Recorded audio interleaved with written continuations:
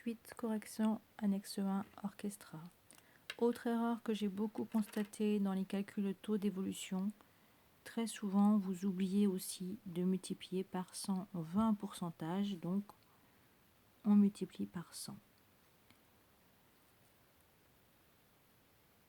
Autre erreur relevée également très souvent et pas uniquement sur cette annexe, vous ne faites pas attention aux consignes d'arrondi. Ici, il s'agissait d'arrondir à 2 chiffres après la virgule, donc on fait très attention de bien arrondir avec 2 décimales, 2 chiffres après la virgule. Dans cette annexe, vous deviez également calculer le panier moyen en euros. On rappelle que le panier moyen, c'est le montant acheté en moyenne par un client. Donc pour effectuer ce calcul, nous prenons le chiffre d'affaires total ici effectué sur l'ancienne adresse et je divise par le nombre de clients, ce qui me donne le résultat suivant, arrondi à 2 décimales. Le panier moyen sur l'ancienne adresse était donc de 41,93 €. Je fais le même calcul panier moyen pour la nouvelle adresse.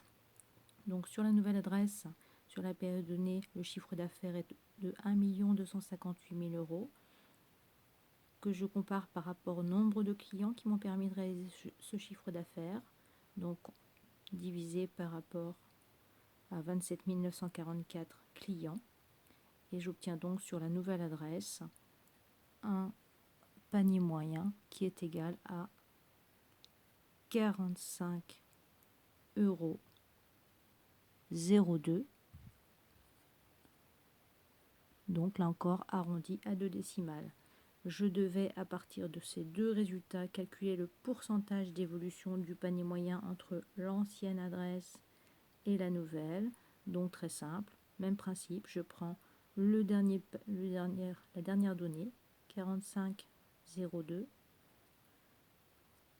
moins le panier moyen de l'ancienne adresse, moins 41,93 €, que je compare toujours par rapport à la donnée la plus ancienne, donc divisé par le panier moyen de l'ancienne adresse, divisé par 41,93 €, et je multiplie par 100 parce que je veux un pourcentage d'évolution, ce qui me donne un pourcentage d'évolution de plus 7,37 €, puisque là encore j'arrondis à 2 décimales.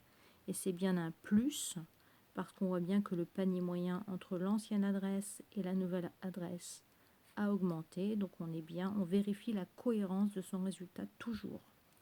Ensuite, vous deviez apporter des détails de calcul pour la nouvelle adresse. Alors une erreur qui est très fréquente également, vous ne regardez pas bien la ligne qu'il faut justifier. Ici, les calculs concernent la nouvelle adresse, donc c'est-à-dire cette colonne.